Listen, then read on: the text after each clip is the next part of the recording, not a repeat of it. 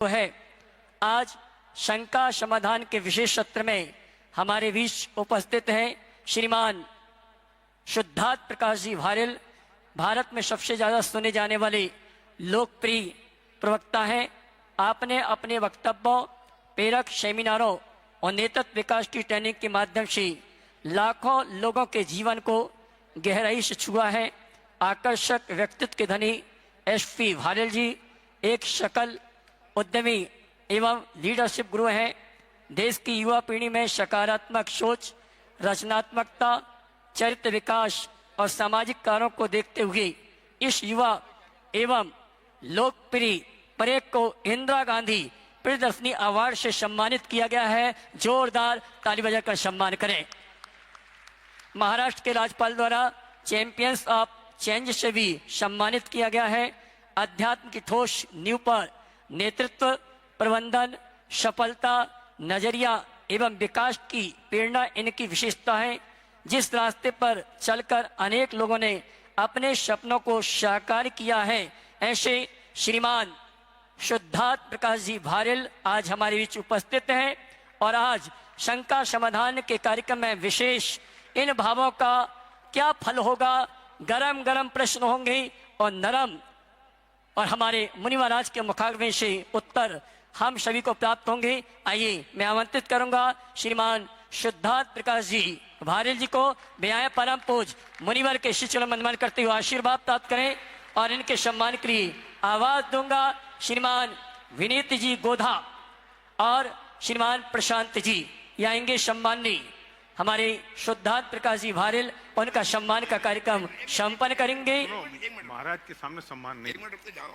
आइए विनीत जी गोधा जो कि महोत्सव कमेटी के डायरेक्टर हैं और भाई प्रशांत जी जो हमारे सेज यूनिवर्सिटी के कुलपति जी हैं, वे आएंगे। सम्माननीय शुद्धार्थ प्रकाश जी का माल्यार्पण के माध्यम से सम्मान का कार्यक्रम संपन्न करेंगे। तालियां बजाइए आप लोग। महाराज के सामने, अरे महाराज के सामने, महाराज के सामने सम्मान दिनवाणी महाराज के सामने थोड़ी। और आइए चलते हैं, आपकी तालियों का सम्मान चाहूंगा। बजाइए ताली। भारेल आपकी तालियों का सम्मान चाहूंगा और आज पूरा शंका समाधान का समय इनके लिए समर्पित किया गया है। आइए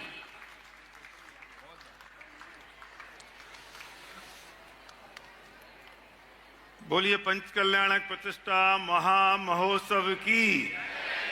आपकी आवाज में उतनी दम नहीं है जितना विशाल और जितना भव्य पंचकल्याण प्रतिष्ठा महोत्सव है। बोलिए पंच कल्याण प्रतिष्ठा महामहोत्सव की। मैं महाराज जी से आज्ञा चाहता हूं कि अगर अब आज्ञा दें तो मैं खड़े होकर बात करूं। जैसे आपकी अनुकूलता। जी बहुत बहुत धन्यवाद महाराज जी।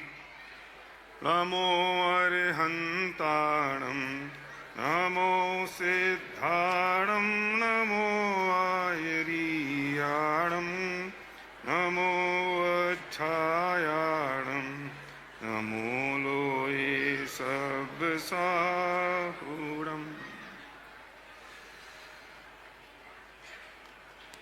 भैया जी मैं निवेदन कर दूं कि मैं ना तो कड़क प्रश्न पूछने वाला हूं और महाराज जी ना मैं कोई बौछार करने वाला हूं। मेरी ये हिम्मत नहीं है, लेकिन इन भावों का फल क्या होगा उस विषय पर मैं जितना समझता हूं, जितनी सीमित समझ और बुद्धि है उसमें मैं बाप से बात करूंगा और महाराज जी से निवेदन करूंगा। उससे विशेष चर्चा और विशेष प्रकाश महाराज जी जरूर डालेंगे। लेकिन मैं विषय पर आऊं उससे पहले मेरा मन मान नहीं रहा है। मैं परसों शिखर जी में था और नवीन गोधा जी मेरे साथ थे और मैं गुड़ायतन गया। मेरा दुर्भाग्य है कि मैंने सुना बहुत था पर गया पहली बार और वहां जाके जो अनुभव केंद्र देखा, मैं किसी के आगे तो नहीं खड़ा हूं, मैंने जो वहां अनुभव केंद्र देखा मेरा रोम रोम प्रफुल्लित हो गया। इसलिए नहीं कि बहुत बड़ी टेक्नोलॉजी वहां विकसित हो रही है, बल्कि इसलिए कि जैन दर्शन के इतिहास में पिछले 100 सालों में और अगले 100 सालों तक ऐसा प्रत्यक्ष रूप से फीलिंग के साथ कोई समूह शरण में जा सकता है, समूह शरण में घूम सकता है, महसूस कर सकता है मैं संसार समुद्र में हूं और मैं मोक्ष का मार्ग मुझे मिल जाए, ऐसा प्रत्यक्ष दर्शन कोई अपनी आंखों से अनुभव कर सकता है तो वो गुणायतन में होगा, निश्चित तौर पर होगा। और मैं आज बहुत सौभाग्यशाली रहा कि दोपहर में जब मैंने महाराज जी से निवेदन किया तो उन्होंने कहा कि अभी आपने देखा नहीं है, जरा वो सॉफ्टवेयर देख तो लो। तो वो मेरे रोंगटे खड़े हो गए उसको देखते हुए। और मैं इस काल में मैंने जन्म लिया, जब मैं मोक्ष में जाऊंगा तो सही निश्चित तौर पर, क्योंकि ये जनागम मिल गया है और ये सही तत्वज्ञान मिल गया है, लेकिन उससे पहले मैं अनुभूति कर लूंगा। तो मेरा निवेदन ये है कि जल्दी से जल्दी वो पूरा हो जाए, जिससे हमारा समय पूरा हो, मनुष्य भव, उससे पहले हम उसकी का अनुभव कर सकें।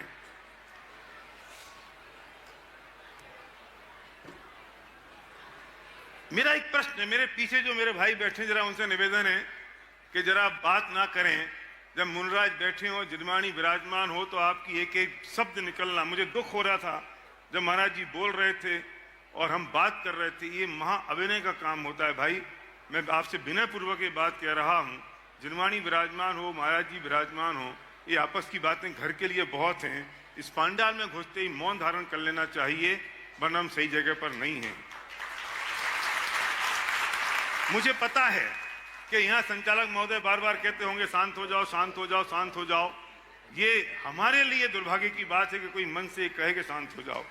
24 घंटे 23 घंटे पड़े हमें बात करने के लिए, बोलने के लिए। यही थोड़ी है जरूरी है कि बहन तूने साड़ी कहाँ से ली और एक कंगन कब बनवाए। ये घर में कर लें बात, या जिनवाणी की बात सुनने आए हैं, हमें वही सुननी चाहिए। तो मेहरबानी करके पीछे बात ना करें, आप आवाज ना करें। और मेरे पास अब कितना समय बचा है मुझे पता नहीं, मुझे इशारा कर देना। मेरा प्रश्न ये है कि हम सबकी शक्लें एक सी नहीं हैं, हम सबकी अकलें भी एक सी नहीं हैं, हम सबकी फाइनेंशियल पोजीशन भी एक सी नहीं है। आखिर क्यों? क्यों ऐसा क्यों होता है कि एक बच्चा सोने की चम्मच लेके मलमल के कालीन पर पैदा होता है और दूसरा बच्चा फुटपाथ पर पैदा होता है? ऐसा क्यों होता है कि एक कुत्ता एयर कंडीशन कार में मेम की गोद में घूमता है और उसका मेम का पति ड्राइवर बनता है, और मेम के बच्चे को आया पालती है और कुत्ते के बच्चे को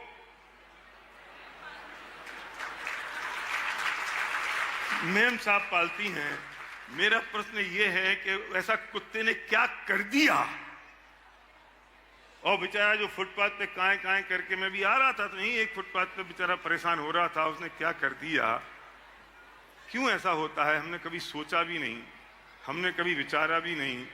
मेरी समझ में जो बात है वो महाराज जी के सामने प्रस्तुत करता हूं, फिर महाराज जी उस पर प्रकाश डालेंगे कि भाई ये अपने अपने कर्मों का फल है।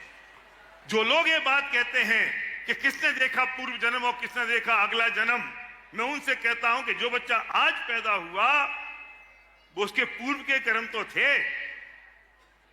ऐसा तो नहीं हो सकता कि उसके जन्म के कर्म होंगे, कहीं तो पूर्व जन्म के उसके कर्म थे ना। जो आज पैदा हुआ, क्यों भिखारी की गोद में हुआ और क्यों रानी की गोद में हुआ?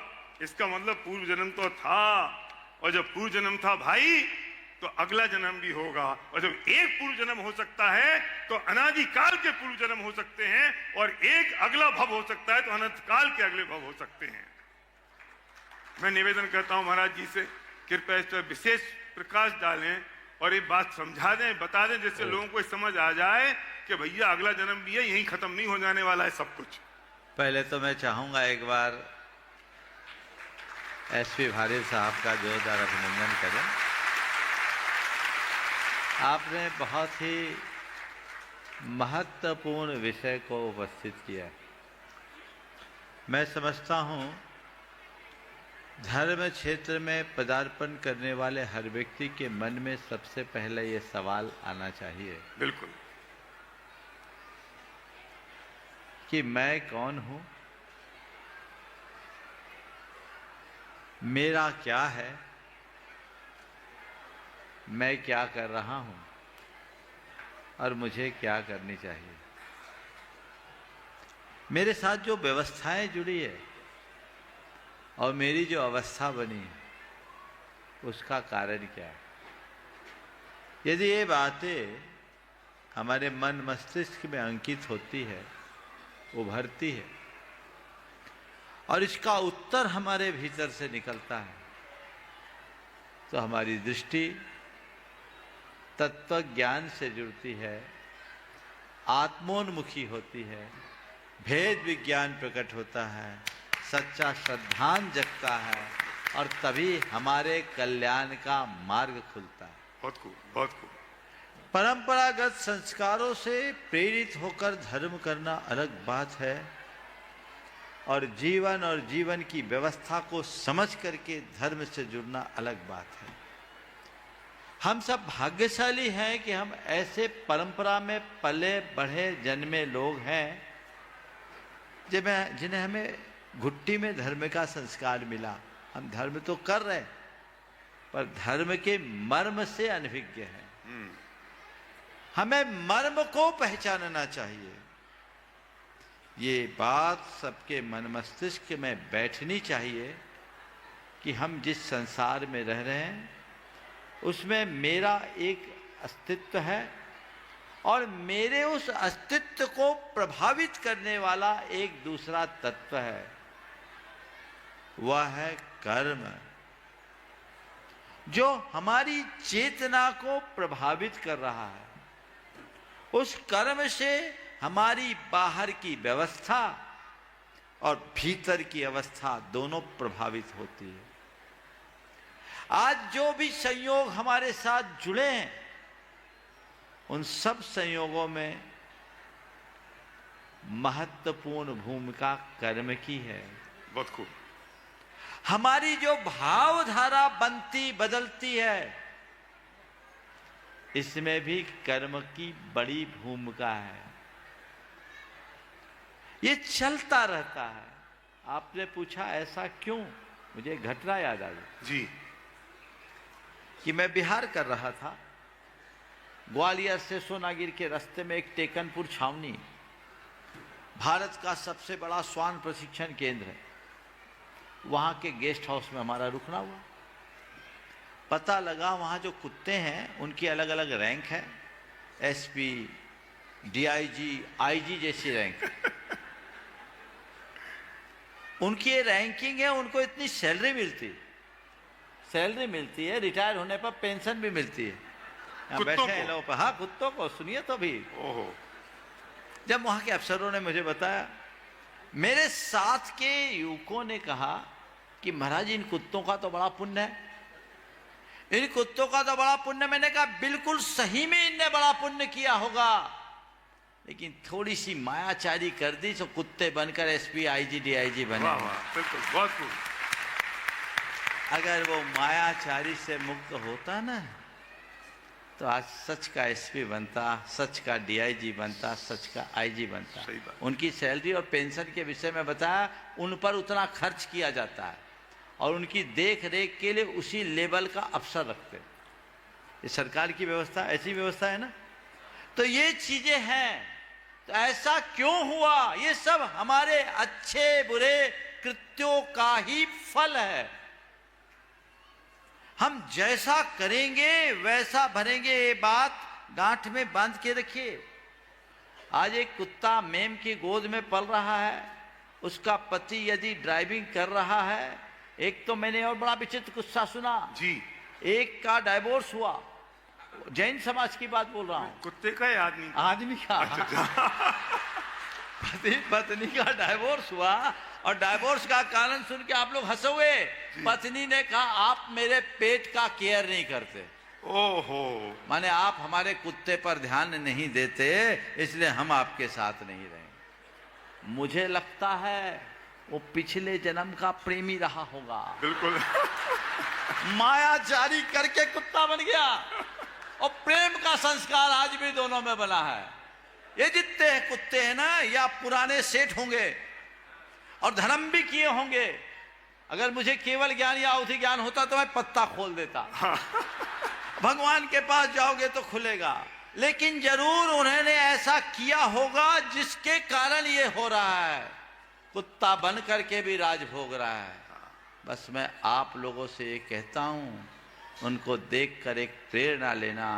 आज उसके साथ ऐसा हो सकता है तो कल मेरी भी बारी आ सकती है। बहुत खूब, बहुत बढ़िया, बहुत बढ़िया। एक बात इसमें और जोड़ूंगा जी। कर्म बहुत बड़ी ताकत रखता है, लेकिन हमें अपने हृदय में एक बात बैठानी चाहिए कि कर्म की सत्ता से बड़ी धर्म की सत्ता है। बहुत खूब।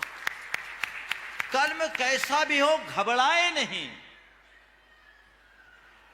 जीवन के मर्म को पहचाने, धर्म को धारे, ताकि कर्म की जड़ उखाड़ी जा सके। बहुत खूब, बहुत बढ़िया, बहुत बढ़िया। और जीवन को बेहतर बनाया जा सके। जी, मैं इसमें एक पंक्ति पूजन में आती है कि कर्म विचारे कौन, भूल मेरी अधिकाई। हम हो सकता है बहुत सारी कर्म की बात आज करें, लेकिन वे कुछ नहीं है, मेरी भूल है, इसलिए वे कर्म बंध रहे हैं। महाराज जी ने बात करी, घुट्टी में हमें ये जैन दर्शन मिल गया। मैं एक बात कहता हूँ, वे घुट्टियाँ अब खत्म होती चली जा रही हैं। हमें जितनी राजा राणा छत्रपति की 12 भावना याद है, हमें जितनी 6 डाला याद है, ये तब की याद है जब हमारी माँ चक्की पीसा करती थी, हमें गोद में रख के गाया करती थी कि राजा राणा छत्रपति आसन के असवार, मरना सबको एक दिन अपनी। अब तो चक्कियां चली गईं और ऐसी माताएं भी चली गईं। तो अब ये गलती ना हो जाए कि अगले 25 साल बाद हम इस बात के लिए पछताएं कि हमारे बच्चों में और हमारी अगली पीढ़ी में वो संस्कार खत्म हो गए। महाराज जी ने बात कही कि घुट्टी में मिले हैं, हम शायद आज वो भोग रहे हैं। हमें ये प्रेरणा लेके जानी चाहिए कि हमें अपने बच्चों में वो संस्कार देने चाहिए, वरना इस दिनागम का क्या होगा और उनके अच्छे संस्कारों का क्या होगा। मैं इस बात को थोड़ा सा और आगे बढ़ाता हुआ निवेदन कर रहा हूं कि जैसे महाराज जी ने फरमाया कि जैसे कर्म किए वैसा फल मिलने वाला है। अब एक प्रश्न और है, ये कर्म बनते कैसे हैं? ये कर्म बनते कैसे हैं? मैं थोड़ा सा आगे आ जाऊं। हाँ, बहुत। ये कर्म बनते कैसे हैं? और जब ये पता चलेगा कर्म बनते कैसे हैं, तो ये उत्तर आएगा कि इन कर्मों को बांधने से रोका कैसे जा सकता है। मैं यहां खड़ा हूं, पीछे से किसी आदमी ने जोर से पत्थर फेंक के मारा और पत्थर मेरे यहां से निकल गया। हे, क्या किया तुमने? पत्थर फेंक के मार दिया। मैं मर जाता तो? वो कहता है मरा तो नहीं। मर जाता तो? मरा नहीं, अस्पताल जाता तो उससे पूछने लायक भी नहीं रहता। वो क्या सोच रहा है कि सर फूटता तो हिंसा होती, कुछ हुआ नहीं ना, तो हिंसा किस बात की? भाई तूने तो मारने का पूरा भाव कर ही लिया था। ये तो मेरी आयु शेष थी, तो यहां मच्छर बैठा, मैं उसे भगाने के लिए तिरछा हुआ और पत्थर निकल गया। क्रिया से कर्म नहीं बनता मेरे भाई, जो हमने भाव किया है उससे कर्म बनता है। एक मच्छर आता है, यहां बैठ जाता है और हम जोर से उसे ऐसे भगाने की कोशिश करते हैं। क्यों? अरे भाई साहब मेरा खून पी जाएगा और आप कहते हो मच्छर मत भगाओ। कितना खून पी गया? एक बूंद? अरे वो एक बूंद के खून के बराबर तो उस पूरे मच्छर की बॉडी नहीं है। कितना पी जाएगा वो? उसने सिर्फ एक चुंबन भर लिया था और हमने उसे मौत के घाट उतार दिया। लेकिन उसकी आयु शेष थी, वो 2 उंगलियों के बीच में से बच के निकल गया। पर तुम सोचते हो मर जाता तो पाप लगता? नहीं भाई, तुमने तो मारने की कोई कसर नहीं छोड़ी। ये तो उसकी आयु शेष थी जो वो बच गया। और न जाने हम ऐसे कैसे कैसे भाव प्रतिदिन सुबह से शाम तक करते रहते हैं और सोचते हैं कि हमने किया क्या है, हमने बिगाड़ा क्या है, हमारा बिगड़ा क्या है। एक और उदाहरण देता हूं मैं। किस पंचायत प्रतिष्ठा महोत्सव में सब लोग आए हैं। ईमानदारी से बोलना मत, सीने पे हाथ रख के सोचना, हमारी दृष्टि कहां है, हमारे भाव कहां है प्रतिष्ठा महोत्सव में। हमारे भाव क्या इस बात पर हैं कि राजा ऋषभदेव को वैराग्य हुआ, वे दीक्षा लेके मोक्ष मार्ग की ओर चले गए, मुझे वो दृश्य देखना है, या मुझे ये देखना है कि आज भोजन का मेन्यू क्या है और खाने में क्या अच्छा बना है? बैठे तो सब होंगे। वे राजा ऋषभदेव का वैराग्य देखें, ऋषभदेव की पंच कल्याणक है ये, नीलांजना का नृत्य देखें और उन्हें नृत्य देख के वैराग्य आ जाए और हमारे शरीर के रोंगटे खड़े ना हो और हम ये कल्पना करें कि कब भोजनालय खुलेगा। वे मोक्ष मार्ग पे जब राजपाट छोड़ के दीक्षित होकर चले जाएं मुनिराज बन के, और हम ये सोचते रहें कि व्यवस्थाएं अच्छी नहीं है, तो समझ लेना पंचकला प्रतिष्ठा महोत्सव में आने के बाद भी हमारे भाव कैसे हैं। ये कर्म तो उन भावों से बनते हैं, उन क्रियाओं से नहीं। महाराज जी से निवेदन है कि ये आपके अनुभव, आपके अध्ययन और गहरी सोच से थोड़ा प्रकाश और डालें इस विषय पर, जिससे आज से कम भाव तो सुधर जाए। महाराज जी, बहुत ही अच्छी बात आप सबके बीच रखी गई। सच्चाई यही है कि भाव का ही प्रभाव होता है जी। हमारे गुरुदेव कहते थे कि माल से व्यक्ति मालदार नहीं होता, भाव से मालदार होता। किसी के पास,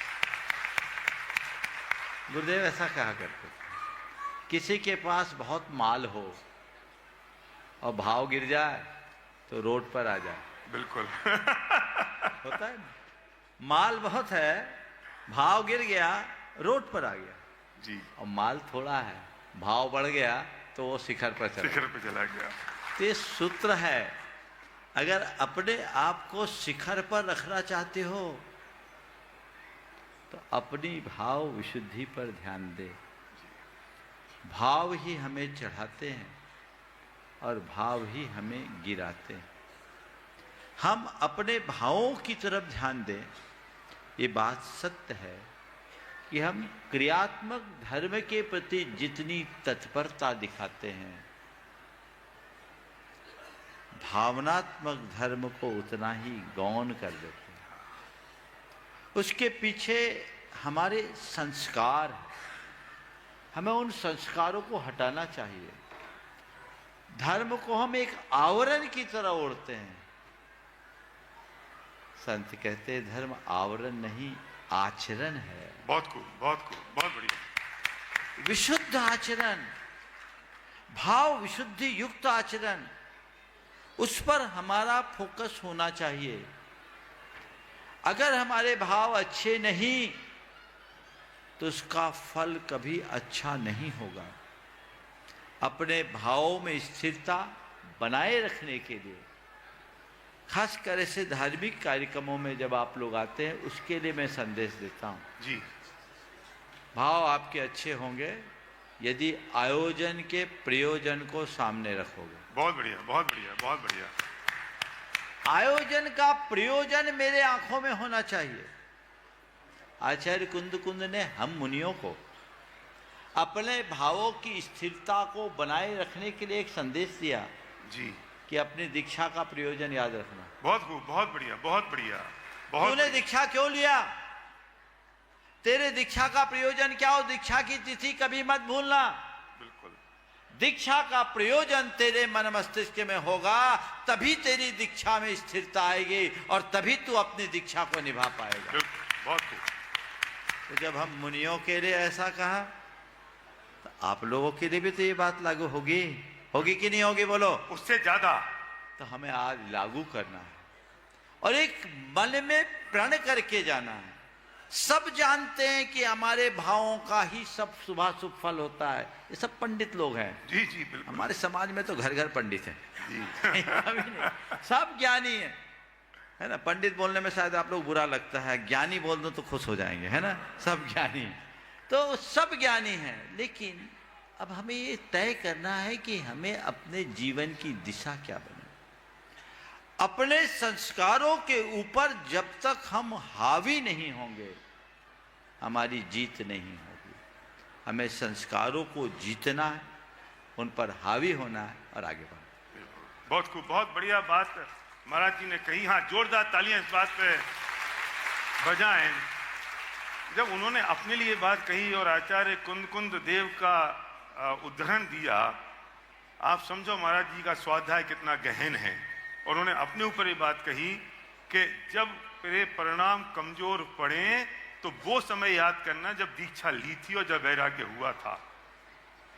हमें ये निर्णय आज करके जाना चाहिए कि जब भी मेरे मन में कुछ विकारी परिणाम आए तो ये जो कल आज गर्भ कल्याणक है ना, यहाँ पर परसों दीक्षा कल्याणक होगा, जब दीक्षा कल्याणक होगा, राजा ऋषभ देव को जब वैराग्य होगा तो क्या संवाद होगा, किस वजह से उनको वैराग्य हुआ, क्या माहौल बनता है, क्या वातावरण बनता है। हम प्रतिदिन ये भावना भाएं कि कब ऐसा दिन आए जब मैं घर छोड़ वन की ओर जाऊं और मैं मुनिराज बन जाऊं। वो भावना प्रतिफलित होती है। और इसलिए ये मनुष्य जन्म मिला है भाई, और ये कितना मुश्किल से मिला है महाराज जी। यहां होगा शायद परसों तब कल्याणक के दिन कि देव और मानवों में चर्चा चल पड़ी कि अब उनकी पालकी कौन उठाएगा जब जंगल की ओर लेकर जाएंगे। और इंद्र सौधर्म जिसके पास इतना वैभव है, वो प्रार्थना करता है मनुष्यों से, मनुष्य मतलब आप और मैं, ये प्रार्थना करता है कि भाई मेरा सारा वैभव ले लो और मुझे कुछ पलों के लिए मनुष्य भव दे दो। इतना कीमती मनुष्य भव हमें मिल गया है, इतना कीमती। लेकिन गलती क्या हो गई है, कितनी आसानी से मिल गया है, हमें ऐसा लगता है तो उसकी कीमत नहीं है। खाने पीने में और मौज मस्ती में ये हर पल खत्म होता चला जा रहा है। ये मनुष्य भव हमें मिल गया है। लोकांतिक देव जब वैरागी की चर्चा करेंगे, राजा ऋषभ देव के वैरागी की चर्चा लोकांतिक देव करेंगे, तो मुझे लगता है लोग ये समझेंगे अब तो पंच कल्याणक खत्म हो गया, तो अब घर जाओ। अरे भाई, वो तब कल्याणक से तो शुरू हुआ है, तब कल्याणक से तो शुरुआत हुई है।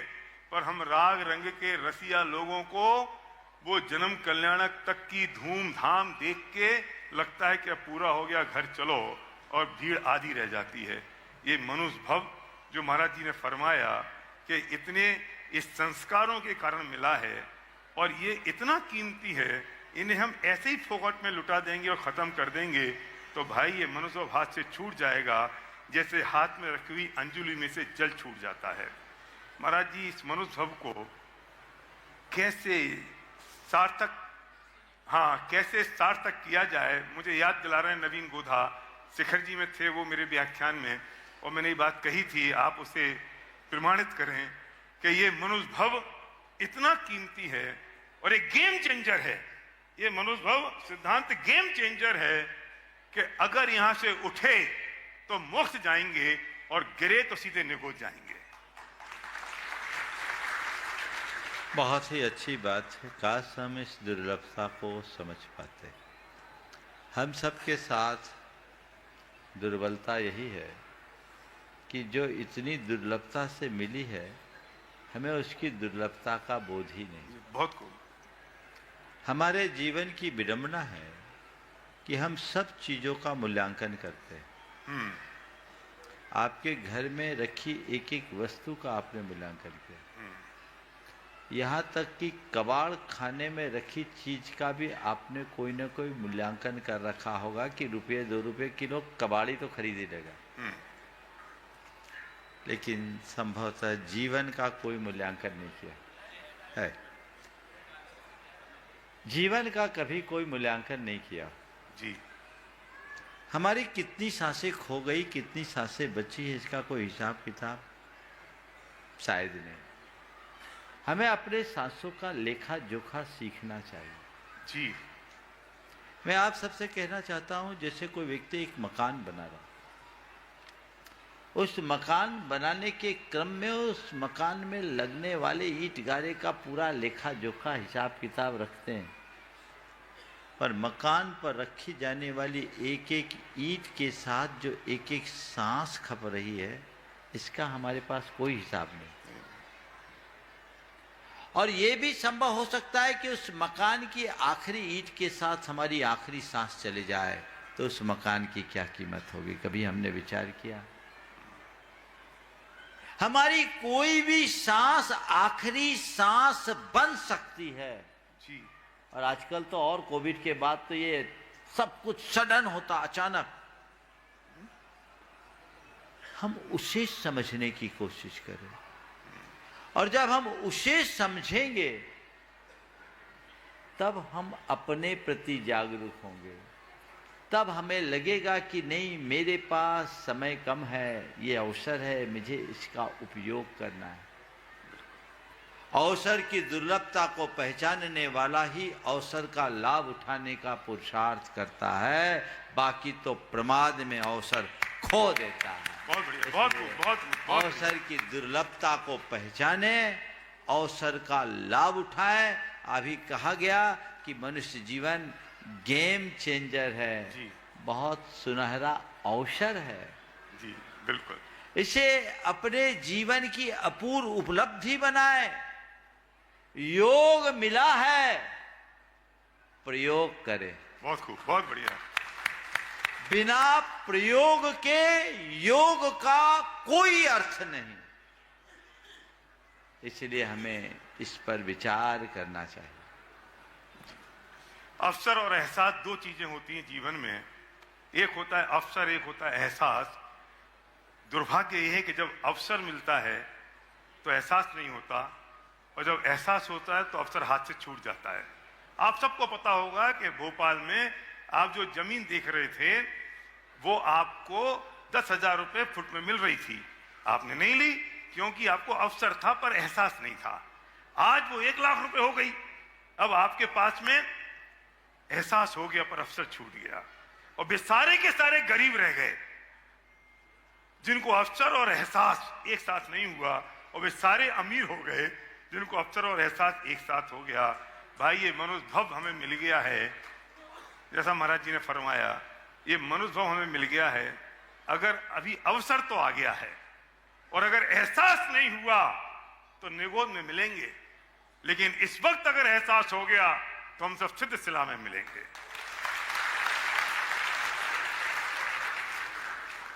ये अवसर चूकने जैसा नहीं है, चूकने जैसा अवसर नहीं है भाई।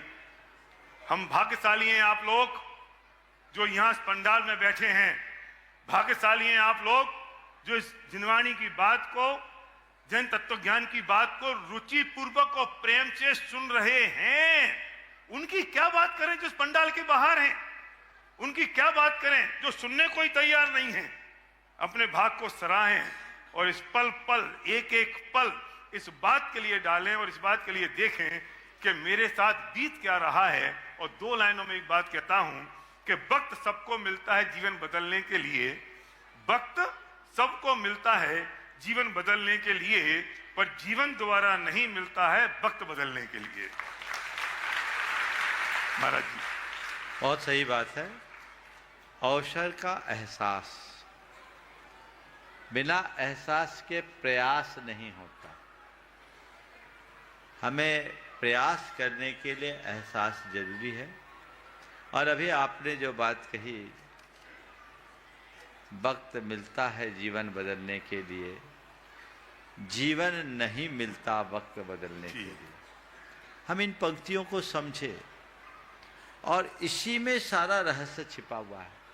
पर हमें तो ऐसा लगता है कि हमारे पास अभी बहुत बड़ा जीवन है जी, और हम बार बार ऐसा ही जीवन पाएंगे। हाँ, ये सोच जब तक बनी रहेगी हम जहां के तहां रहेंगे।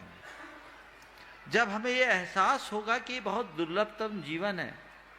कल मुझसे किसी ने सवाल किया था कि ऐसा सुना है मनुष्य जीवन 48 बार ही मिलते हैं, महाराज जी इसमें क्या हो सकता है, हमें इसके लिए क्या करना चाहिए। मैंने कहा यही मान के चलो ये 48वां जीवन है। बहुत खूब, बिल्कुल बिल्कुल बिल्कुल बिल्कुल बिल्कुल। शास्त्र के विधानानुसार लगातार मनुष्य से मनुष्य कोई बनता है तो 48 बार बनेगा, बीच में एक गैप होकर के दोबारा बन सकता है जी। लेकिन मैंने मुझसे पूछा, मैंने कहा यही मानो, यही 48वां, यही अंतिम है। बिल्कुल मैं जीवन को ही अंतिम नहीं मानता। मैं तो आपसे कहता हूँ हर दिन को अंतिम मानो, हर रात को अंतिम मानो, हर बात को अंतिम मानो, हर श्वास को अंतिम मानो, तब जीवन आगे बढ़ता है। ये अगर अंतिम हुआ तो क्या होगा, कभी ये सोचा है? महाराज जी ने शुरुआत में ही बात कही थी कि कौन हूं मैं, कहां से आया हूं, क्यों ये मनुष्य जन्म मिला है। मैं सिर्फ इतना सा और उसमें कहना चाहता हूं जो महाराज जी ने कहा था कि अब मैं कहां जाऊंगा। आज की रात सिर्फ एक बात सोचना कि ये सांसें पूरी होंगी तो मैं जाऊंगा कहां।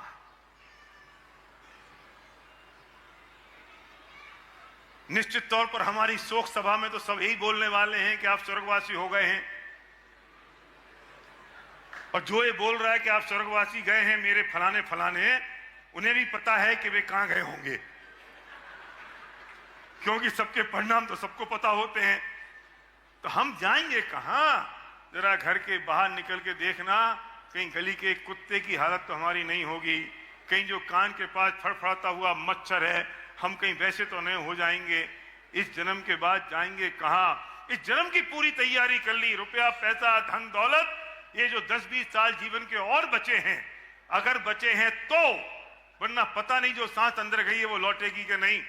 और जैसा महाराज जी ने फरमाया कि कोविड के बाद तो ऐसे ही हो गया महाराज जी, 50 साल और 60 साल के बीच के लोग ऐसे जा रहे हैं, ऐसे छूटते चले जा रहे हैं, मालूम भी नहीं पड़ता है। तो ये जो 2-5 साल अगर बचे भी हैं तो उसकी तैयारी तो पूरी हो गई, लेकिन इसके बाद जो अनंत काल पड़ा है उसकी तैयारी कब होगी और कैसे होगी, ये हमने आज तक नहीं सोचा।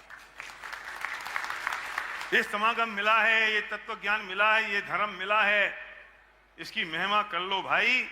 अगर नहीं किया तो मैं फिर कहूंगा, यहां से उठे तो मोक्ष है और यहां से गिरे तो निगोद है। और ये विचार अगर आ गया तो जीवन में तुरंत परिवर्तन आ जाएगा। मैं अब इस बात को थोड़ा सा आगे ले जाना चाहता हूं आपकी आज्ञा से, कि अब कैसे इन भावों को रोकें, कैसे रुकें, हम सॉल्यूशन पर जाएं। मैं उसका एक उत्तर देता हूं महाराज जी, फिर आप उसे प्रकाश डालिए। हमें यह पता नहीं चलता जब क्रोध मान माया लोभ के परिणाम हो, कसाय के परिणाम हो, तो ये पता नहीं चलता कि इनका क्या होगा। लेकिन हर बच्चा ये जानता है कि अगर मेरे पुण्य के भाव हैं तो निश्चित तौर पर शुभ कर्म बन रहा है, पाप के हैं तो अशुभ बन रहा है। ये तो सब जानते हैं ना, क्रोध मान माया लोभ ये कैसे हैं। मैं अहंकार में आ जाऊं, मैं तगड़ा आदमी हो गया हूं, मेरे पास रुपया आ गया, पैसा आ गया, सबको पता है। लेकिन जब ये भाव आते हैं तब इनका क्या फल लगेगा ये ख्याल नहीं आता, क्योंकि कसाय का जोर इतना ज्यादा होता है, कसाय का जोर है, पता नहीं चलता। और तब कोई आके समझाए कि यार इन भावों का फल क्या होगा। तो अगर पत्नी ने पति को समझाया तो तलाक, और अगर बच्चों ने बेटे बाप को समझाया तो थप्पड़। तब कौन समझाए? कोई समझाने वाला नहीं होता। और ये हमारा दिमाग ऐसा होता है अमित, हम बहुत जल्दी चीजों को भूल जाते हैं, हमें याद नहीं रहती। एक व्यक्ति 140 की स्पीड पे चल रहा है महाराज जी, कार में बहुत आराम से चल रहा है, पत्नी बगल में बैठी है, गाड़ी बहुत बढ़िया चल रही है, गाने बज रहे हैं, और रोड के उस तरफ एक एक्सीडेंट हो जाता है, पति पत्नी की डेथ हो जाती है, बच्चा बिलबिलाता हुआ रोता है। आप 1 मिनट के लिए रुकते हो और आपको वो दयनीय हालत दिखती है। अब उसके बाद आपकी कार की स्पीड क्या होगी भाई साहब? 140, सीधी 60। और पता है आप कैसी बातें करोगे अंकुर? तेज चलने से क्या फायदा। अब आप ऐसे हो गए, तेज चलने से क्या फायदा, 10 मिनट जल्दी पहुंच जाएंगे, और क्या होगा। अच्छा, ये जो थॉट है तेज चलने से क्या फायदा, 10 मिनट जल्दी पहुंच जाएंगे, कितनी देर तक रहता है? 15-20 मिनट अनुभव, 15-20 मिनट, आधा घंटा, फिर हम 140 पे पहुंच गए।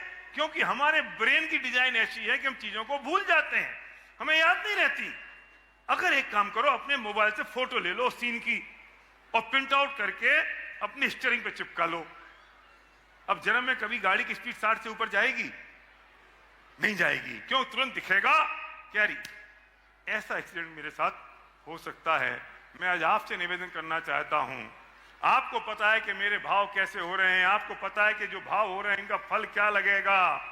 जाइए अपने घर की वार्डरोब पर लिख दीजिए इन भावों का फल क्या होगा।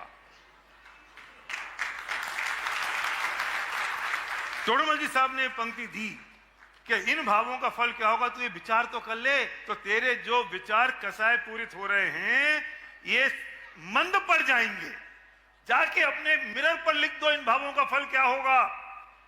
जाओ अपने गाड़ी के डैशबोर्ड पर लिख दो कि इन भावों का फल क्या होगा। जाइए अपनी मोबाइल की स्क्रीन पर लिख दीजिए इन भावों का फल क्या होगा, और जैसे ही पति पत्नी की लड़ाई होगी बेडरूम में और बार्डरोब पे लिखा होगा इन भावों का फल क्या होगा, तो आपका गुस्सा जो 7वें आसमान पे था वो तुरंत नीचे आ जाएगा और आप पत्नी से कहोगे तेरे से बढ़िया पत्नी कोई दूसरी थी नहीं। क्योंकि जब गुस्सा आता है, क्रोध आता है, तो ये बात याद नहीं रहती, और जब ये याद रहती है तो क्रोध नहीं आता। तो मैं निवेदन करना चाहता हूं कि इन भावों का फल क्या होगा, ये पंचकर्म समिति स्टिकर बनवा दे और गुणायतन परिवार की ओर से बंटवा दे। देखिए, हम तो ये रोज काम कर रहे हैं और इसी को हम भावना योग बता रहे हैं जी। हमें क्या करना है उसका स्मरण रखना ही भावना योग। बहुत बढ़िया, बहुत बढ़िया। हमें हमेशा, मैं आपकी बात को मैं समझता हूँ सवाल उठाने की जगह समाधान की भाषा ज्यादा अच्छी। जी जी जी जी। मनोविज्ञान की दिशा में दृष्टि से भी यही बात कही जाती है। आप अगर ये सवाल उठाओगे कि इन भावों का फल क्या होगा, तो कहीं ना कहीं हमारे सबकॉन्शियस में वो भाव ताजा हो जाएंगे। बिल्कुल ठीक है। जो मनोवैज्ञानिक दृष्टि से ठीक नहीं। जो हमें करना है हमें उसकी बात करें, जो नहीं करना उसे परोक्ष प्रत्यक्ष कैसे भी याद ना करें। बहुत खूब। तो उसका एक सीधा सीधा तरीका है। अगर किसी का स्वभाव गुस्सा और झगड़ा करने का है, उसको पता है, तो एक चीज अपनाए जो बड़ा अनुभूत प्रयोग है और मैंने सैकड़ों लोगों से प्रयोग करा है। मुझे शांत रहना है। और हमारा एक आइकन भोपाल का है, शायद सभा में हो तो खड़ा हो जाना अगर हो तो। आपके इसी भोपाल में 2020 का किस्सा सुनाता हूँ। है क्या बंदा? चंदन नगर वाला आया अभी, सुबह आता है। तो मैं यहाँ आया जी। तो मंदिर से दर्शन करके निकल रहा था। एक व्यक्ति आया और वो उसकी धर्मपत्नी थी, मोटरसाइकिल थी, मोटरसाइकिल पर लिखा था मुझे शांत रहना है। मैंने देखा भावना योग लिखा था। क्या है? धर्मपत्नी ने कहा महाराज आपकी भावना योग का चमत्कार। क्या मामला? बोले महाराज ये प्रचंड क्रोधी थे, प्रचंड क्रोधी वो व्यक्ति। हाँ, उनके सामने बोल बहुत आरजू मिन्नत करके मैं 52 गजा आपके भावना योग के शिविर में ले गई। ये 3 दिन का शिविर अटेंड करके आए। महाराज जी तब से जैसा आपने समझाया वे वैसा ही भावना योग करते आ रहे। और महाराज जी अगस्त में गए थे, अभी आप जनवरी हैं, 5 महीने बीते हैं और महाराज जी एकदम शांत मूर्ति हो गए। अब इनको गुस्सा नहीं आता। महाराज जी मैं कह सकती हूं कि पश्चिम का सूरज पूरब आ गया। ओ। ये भावना योग है और हमारी पूरी आध्यात्मिक साधना यही बताती है। मैं जो हूं उसे याद करूं, बहुत खूब, बहुत खूब। जो नहीं हूं उस पर ध्यान ही न दूं। बहुत खूब। मुझे जो करना है उसका ख्याल रखूं, बिल्कुल। जिससे बचना उसको भूल जाऊं। बहुत खूब। यदि ये सकारात्मक दृष्टिकोण हमारे अंतर मन में बैठेगा तो हम सुनिश्चित तौर पर अपने जीवन में बड़ा बदलाव घटित कर सकेंगे। लेकिन मैं एक बड़ी विसंगति देखता हूं, धार्मिक जनों में भी देखता हूं, कि हम लोग बातें बड़ी बड़ी करते हैं, प्रैक्टिस जीरो है। बिल्कुल बिल्कुल ऐसे ही है। संत कहते बातें करने से काम नहीं होगा, हमें काम करना होगा। एक दिन गुरुदेव ने, हम लोग बैठे थे और चर्चा में अचानक एक वाक्य कहा, चिंतन मंथन प्रवचन बहुत हुआ। हम लोगों से कहा चिंतन मंथन प्रवचन बहुत हुआ, अब कुछ करिए। बहुत खूब। तो महानुभाव आपसे भी कहता हूं, बहुत हुआ अब कुछ करिए, जहां हो वहां से एक कदम आगे बढ़िए। बहुत बहुत बढ़िया, बहुत बढ़िया, बहुत बढ़िया। बच्चन जी की ये पंक्तियां बड़ी सार्थक लगती है। जी कुछ लिख के सो, कुछ पढ़ के सो, कुछ लिख के सो, कुछ पढ़ के सो, जिस जगह जागा सवेरे उस जगह से बढ़ के सो। बहुत कुछ लिख के सो, कुछ पढ़ के सो, जिस जगह जागा सवेरे उस जगह से बढ़ के सो, एक सीढ़ी चढ़ के सो। वाह वाह। बस ये लक्ष्य बना लीजिएगा तो बहुत परिणाम आएंगे और वो हम सबके जीवन को धन्य करेंगे। मैं देख रहा हूँ समय पूरा हो ऐसा गया। लग रहा है कि अगर न रुकता तो बहुत अच्छा था। और मैं मानता हूँ ऐसी ही तत्व चर्चा से अहमिंद्रों के 33 सागर पूरे हाँ हो क्या जाते क्या हैं। बात कही, क्या बात हमें कही आप। ऐसी ही बातें करते रहना चाहिए। जी। मैं समझता हूँ आज का ये सत्र अपने आप में एक अनूठा प्रयोग बना है। आगे भी हम लोग इस तरह के परिसंवाद को जारी रखने का प्रयत्न करें जरूर। ताकि लोगों में एक अच्छा संदेश जाए। हमें एक ही बात समझनी चाहिए कि धर्म की बात किसी बहाने मिल जाए ले लो, उसमें बहाना मत बनाओ, केवल बहाना खोजो ताकि जीवन को अच्छा बनाया जा सके। समय जी, समाप्ति जी। पर है, इसलिए आज मैं अपनी वाणी को यहीं पर विराम दे रहा हूँ। एक लाइन बोलना हाँ, चाहता जरूर हूँ जरूर। कि महाराज जी के संपर्क में भी आया तो मुझे ये पता चला कि महाराज का इतना गहन स्वाध्याय है और इतना गहन उनका अध्ययन है, वो मोक्ष मार्ग के प्रति बहुत सचेत हैं। मैं इस बात से बहुत प्रभावित हुआ और मैं आपसे निवेदन करना चाहता हूँ एक लाइन में जाते जाते कि स्वाध्याय की प्रेरणा जरूर दे दें और मुझे लगता है कि उससे ही सारे कष्ट दूर हो जाने वाले हैं और मनुष्य सार्थक हो सकता है। बहुत सुंदर कहा है आपने। और मैं तो शंका समाधान को ही स्वाध्याय मानता हूँ। जी जी, पर ये वाचना पृच्छना अनुप्रेक्षा हाँ, कामना है, ये बिल्कुल। पृच्छना स्वाध्याय, इसे एक प्रोग्राम मत मानना। स्वाध्याय और स्वाध्याय का मतलब है अपने जीवन के बारे में कुछ समझना सीखना, और शास्त्रों को पढ़ने से हमारी गुत्थियाँ खुलती है। जी। हमें उस तरफ जरूर ध्यान देना चाहिए। समय काफ़ी हो गया, यहीं पर विराम। बोलिए परम पूज्य आचार्य गुरुवार श्री विद्यासागर जी महाराज।